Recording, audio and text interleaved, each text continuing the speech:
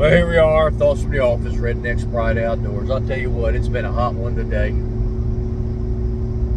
Day's coming to an end. It's around 6:30 p.m. and wildlife control is just about done. And I'm about ready for it today. It's just hot. It's just hot. I had a lot of conversations today. And my brain has really been moving hard. And one of the things that I had the conversation about with a few people was presentation of a trap. And I don't think that most people truly think of presentation when they're setting up a trap, whether it's a foot trap, a cage trap, a dog-proof trap, whatever. And I'm making it sound complicated, but it's really not. Presentation is simply this: setting the trap and presenting it in such a way that makes the animal feel comfortable to get caught. It's that simple. Presentation could be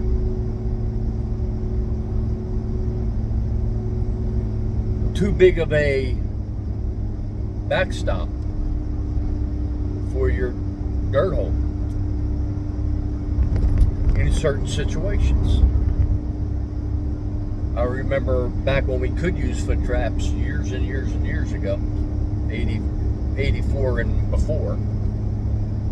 And back in the early 80s, New Jersey, from 79 to about 85, 86, New Jersey had about 5,000 to 6,000 trappers in the state. There's a lot of trappers. A lot of trappers. And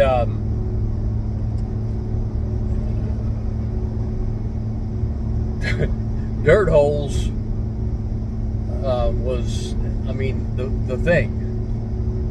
And what I, found in them days is, lower the dirt hole. Make it more of a walkthrough set. Not lower the dirt hole, lower the backing, okay? Make it a walkthrough set. And fox trappers, we never thought of that. We never viewed it as a walkthrough set, but that's what I was doing. I was lowering the backing, and I was hiding the dirt hole more. I would put a hole down in the ground, but I would cover it to where it wasn't noticeable, and we was blending the bed in better, if you will, okay? And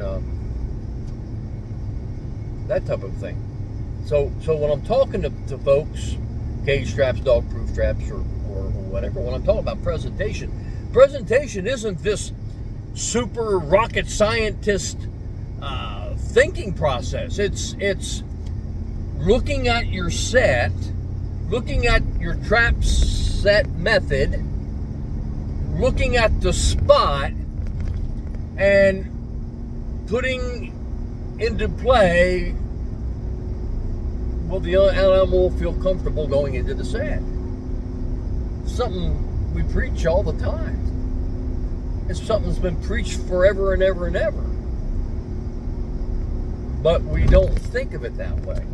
When I say presentation, people aren't thinking of it. It's like a cage strap presentation. Present the trap in such a way that it makes it easy for the animal to walk right in.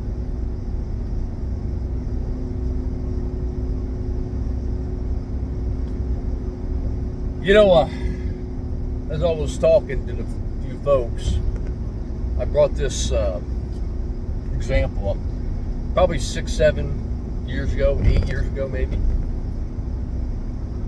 I had a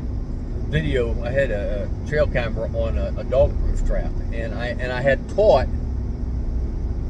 I remember on this particular spot, I had caught a few raccoons in the dog-proof with the trap just shoved in the ground, like we do. Everybody does, you know.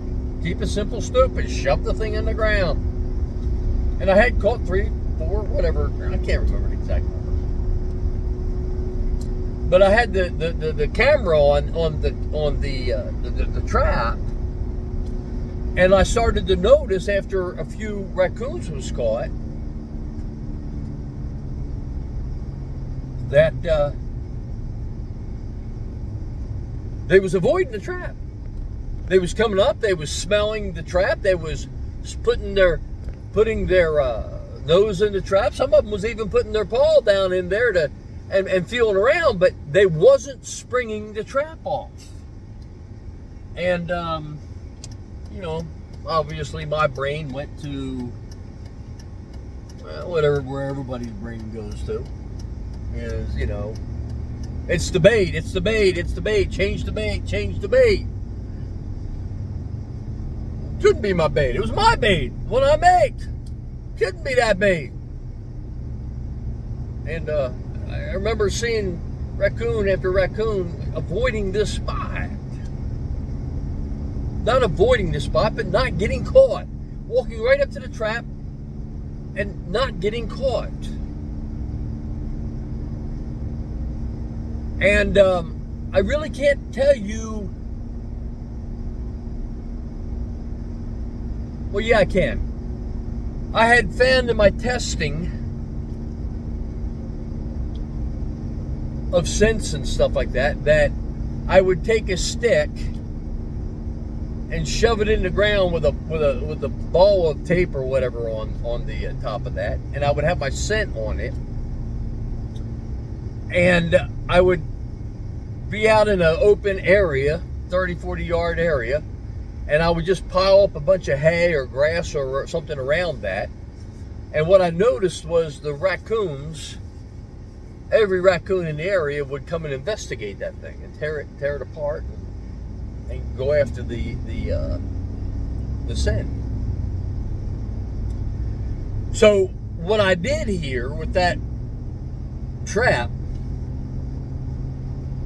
is I baited it with the exact same baits, exact same lures, but I took leaves and debris and whatever brush I had, leaves and grass and what have you, and I bunched it all up in there and just left a little tiny hole. So in my brain, the smell could come out. And I remember putting the camera on it. The very first coon that came through, bam, got caught. And I started to play with that idea that it's what I call the mound set now. And I started playing with that set, and I started to use the mound set next to an open stupid set. And I started to notice that the dog proof that was hidden from the raccoon, that they not only investigated it more, but they got caught more. And I know now why.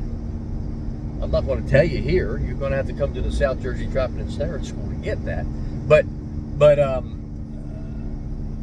that led me into the mindset of the other 12 plus advanced dog-proof trap sets, methods, whatever you want to call it, that I have now. The dug-in set, the mound set, a pocket set, post set.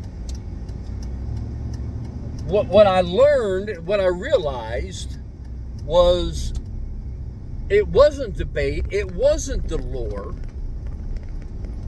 it was the presentation.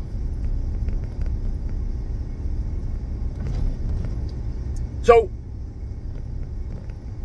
to wrap this quick video up for folks, no, I'm not thinking like a rocket scientist. It's actually quite simple. Change the appearance, make it easy for the animal to get caught. Presentation, presentation, presentation. Bait and lure is 25% of the equation is for catching an animal. 25%. The other 3/4 is you got to have the animals there.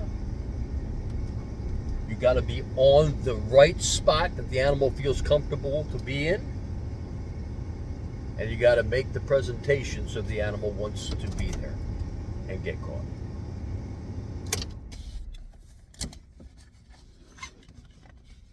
See that? I'm going to make this a short video. It's only 11 minutes. You didn't think I could do it, could you? I didn't think I could do it. So we're going to leave it right here while I'm on the upside. I'll talk to you later, Redneck Sprite Outdoors.